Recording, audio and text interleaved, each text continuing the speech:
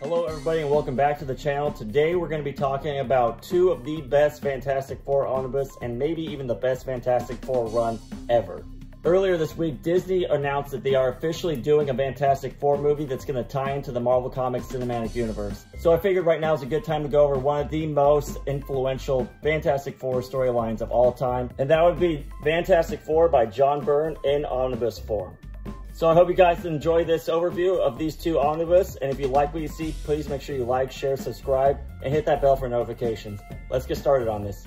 All right, so let's get started on Volume 1. So John Byrne's Fantastic Four, the Volume 1 omnibus collects Marvel Team Up 61 and 62, Marvel 2 and 150, Fantastic Four 209 through 218, 220 through 221, 232 through 260, and Annual 17, Avengers 233, and Thing Number 2. A lot of the Marvel Classic Omnibus have the thumbnails on the back, so you can see all of John Byrne's cover art for everything he's done in Fantastic Four, at least in this first volume. This omnibus did retail for $125, but it is out of print, and you'll notice that I had to kind of settle for one that was a little bit beat up. So this is not a pristine condition omnibus, but when you have out of print omnibus, you kind of just get what you get. So let's take the cover art off real quick. Kind of that old school Marvel omnibus look with just the black and silver lettering. So this run of Fantastic Four is probably the most popular since Stan Lee and Jack Kirby left the series. It revitalized a lot of the concepts they introduced, like the Super Skrull, who we just saw here, the Skrull Empire, Galactus returns with a new Herald, and we even see a roster shakeup later on where the She-Hulk actually joins the team, replacing Ben Grimm when he leaves. I should also mention that he scripts most of these comics as well. So pulling double duty to make one excellent story is pretty impressive. So one of the new heralds of Galactus is Terex, who is this guy right up here. It's kind of interesting just to see the progression of Galactus' story within these pages. A lot of the cool high concepts that Jack Kirby introduced in his original run are definitely played with here. And John Byrne even went on to launch a She-Hulk comic book ongoing series where he did the art and provided the script as well. Unfortunately, by the time Stan Lee left Fantastic Four, the series was kind of spiraling into a lull where not a lot of readers were picking it up. The artists and writers changed pretty regularly, and it just seemed like that Marvel was getting a little burnt out on their Fantastic Four content. Then John Byrne came in and basically changed everything and got everyone interested in Fantastic Four again. Thank you, John Byrne, because Fantastic Four is probably one of the most important and the staple of Marvel Comics. So wrapping up the first volume, just a lot of fun adventures, but I definitely want to get into both volumes, so I'm going to flip through this a little bit faster now. Can you imagine how much time it would take just for any of us to create one of these pages? And he pumps out these pages like they're nothing. John Byrne is notorious for never missing a deadline, so it's just really impressive that he's able to keep everything straight and beautiful and have a perfect script with his stories as well. John Byrne's probably most famous at this point for his run on Uncanny X-Men with Chris Claremont. They famously had a disagreement that led to John Byrne leaving the X-Men run. But what's interesting is that they actually re-teamed up together to write a JLA story in the early 2000s. So the relationship wasn't too strained because they were able to work together for another company with another property, and it actually turned out pretty well too. Before we wrap up, let's look at some of the extras of Volume 1. So we get a Marvel Superhero Magazine cover. It looks like a trade paperback for the Trial of Galactus, some cover art for that and some internal art. Then we get some character concepts right here. More character concepts. I like how they almost look like trading cards. It's a very cool way to like lay out the characters with a white background, so it really shows the detail of his artwork on the characters themselves. So these omnibus are very expensive because they're out of print, but if you do want to find them for a little bit cheaper, there are the Marvel Visionaries trade paperbacks. I believe there's about 9 of them. There could be a little bit more, but there's definitely several of them because these trade paperbacks probably cover only 200, 250 pages, where these omnibus are hitting 1,200 pages a piece. So there's probably around, I would say closer to 10 of the Visionaries. So Volume 2 here, Volume 2 is also out of print, but it's not dramatically over cover price right now. So it's still pretty available on eBay for a decent price or any auction site. Again, we got a massive omnibus here. I love that artwork in the front because this is the period of time where the Thing did leave and She-Hulk took over. Looking at the back of the book, we get the thumbnails again.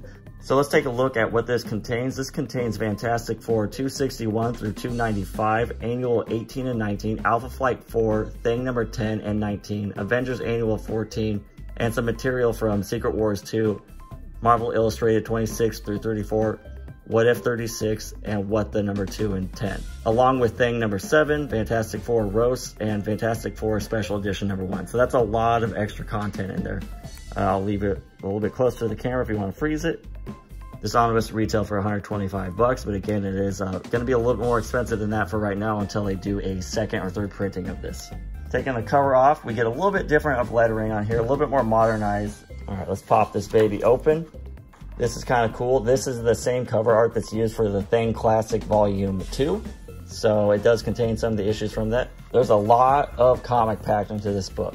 So what's really nice about Volume 2 is that if you can't get your hands on Volume 1, it gives you a summary of the entire omnibus. Obviously, it's not going to have everything because that's, again, 1,200 pages summarized into a couple of paragraphs. It starts with an Alpha Flight issue, which is really cool. I wish that the Alpha Flight omnibus would also get reprinted because right now you can't spend less than 250 bucks on the first edition of it. It's very out of print, very expensive. But also one that's kind of a point of contention with John Byrne because he actually admittedly didn't like writing the book or illustrating it. So that's kind of interesting that such a fan classic was actually not even liked by the artist and writer himself. So this book also has some tie-ins with the West Coast Avengers, which is great because he also wrote West Coast Avengers and illustrated that for a good amount of time. Also collected in an omnibus form. This book kind of piggybacks off of everything that happened in Volume 1. There's a lot of strife happening with the Thing in the Fantastic Four. We're expanding upon the Marvel comic universe a lot more. The events of Secret Wars 2 is just wrapping up, so Thing kind of disappears for a little while and stays on Battleworld. The Thing goes through another transformation. There's a lot of heartwarming moments too, like this crossover with Spider-Man where Mr. Fantastic has a heart-to-heart with Dr. Octavius. There's something you wouldn't really expect from a Fantastic Four story, and it humanizes these characters in a way that a lot of comics in the 70s and 80s weren't doing. And humanizing characters while having this kind of artwork and this kind of dynamic storytelling and this classic throwback right here, which is similar to the Amazing Spider-Man appearance, the early appearance of Doc Ock. Just an awesome artistic way of doing this story. A lot of good stuff put in here. I love it when She-Hulk joins the team. I know the Thing is a staple of Fantastic Four, but having She-Hulk replace him was just, it was fun. She's an awesome character. Now, if you're looking at this artwork for Storm and Wolverine and thinking that it looks somewhat familiar, it's because John Byrne, again, had a very successful run on X-Men. Basically, there's no Marvel property that John Byrne hasn't touched that he's influenced greatly. And what I like about his run, too, is he uses Galactus and his heralds a lot, but it's almost like an event every time they bring him on. There's a crossover with the Thing, so not the whole Thing series in here, which is okay because the Thing did focus mostly on Thing, not a whole lot of Fantastic Four stuff happening there. But I would like to see the Thing put in omnibus form as well. And if this is looking familiar to you, too, it's because this is the moment where Spider-Man loses his symbiote suit and it goes on the run. So another important staple to Marvel Comics, all within John Byrne's creative control. I should also mention that we see Namor pop up a couple of times in these omnibus, and he also has a book series by John Byrne later in the early 90s. Along with Jack Kirby and Stan Lee's original Fantastic Four, I would say this is really closely tied to first place for the best run on Fantastic Four. The only reason why I say it doesn't elapse the Stan Lee and Jack Kirby run is because without Stan and Jack, this run would not exist. And following really closely behind this, I would say Jonathan Hickman's run from the 2010s is probably the third most influential and most engaging Fantastic Four storyline. After his run on Fantastic Four, he had one more Galactus story to tell, and it was called The Last Galactus Story, which was collected in Epic Illustrated.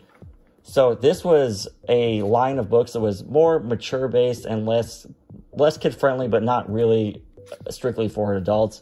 They were trying to capitalize off of creating stories that were not strictly for kids and not serialized month by month. So in this Last Galactus story, Nova was actually supposed to take over Galactus's role as, well, World Devourer after she reboots the entire universe and Galactus dies. The unfortunate thing about this book, though, is the Marvel Epic Illustrated line was canceled only one issue before this whole storyline was going to be wrapped up. So it ends on a cliffhanger. Luckily, though, this omnibus collects the whole plan for what was going to come after it, but you still don't get the entire story. You just get a synopsis of how it was going to end, which is definitely unfortunate. Some of the bonus materials we have in here is what if the Fantastic Four had not gained the superpowers, so they become kind of like a Challengers of the Unknown kind of group, which really shows you the similarities between Challengers of the Unknown and Fantastic Four, because that's basically who they are in this story. Then we get some pinups from John Byrne, which are all excellent. So the last thing we see in here is The Thing number 7 from 1983. It was during the month of January of 1983 that they had Beware the Assistant Editors Month. Basically, this was just an excuse to make one-off goofy stories for just 1 month a year. And this one, obviously written by John Byrne, is collected in here because it shows The Thing actually meeting John Byrne and other Marvel Comics writers. Just kind of a goofy story. And a little trivia about myself, this is probably one of the first Fantastic Four comics I ever owned. And then next we have What The, which was a satirical comic book series. This issue is done by John Byrne, and you could tell that it's blatantly a satire on Superman and Superman meeting up with the Fantastic Four. It's almost like on the verge of 100% being copyright infringement. The only difference is instead of it being an S shield, there's some fish on there that make it look like an S. I'm not really sure what the story is. I don't think I've read it yet, but definitely something worth checking out. And then we have the What The Xmas special, which is another satirical parody comic book. John Byrne was definitely a busy dude. He had a lot on his plate, but he was still able to do all these little tiny projects on the side. And then we get some of his artwork from Marvel Age and some editorials that he provided art for or comments on. And we get some more pinups. What an excellent run. What an excellent run from an excellent artist and writer. This is probably one of, and I keep saying this, is probably one of the top most influential comic runs, period. And for good reason. And I hope just through this overview you can see why it's so popular. There's a lot packed into these two books. A lot of the Marvel mythology all collected into these two omnibus. I do like to do recommendations on what else to read with these omnibus. So a lot of John Byrne's work is going to involve She-Hulk. So definitely want to check out Sensational She-Hulk by John Byrne. This series is amazing, especially if you like satirical comedy series like Deadpool. It has a lot of fourth wall breaking, and it's kind of a satire on the medium as a whole. That being said, it's not mean-spirited about the medium. It's just kind of a comical way to look at comic books in a way that only a fan would really enjoy. So definitely check out Sensational She-Hulk. I will be doing an overview of this eventually.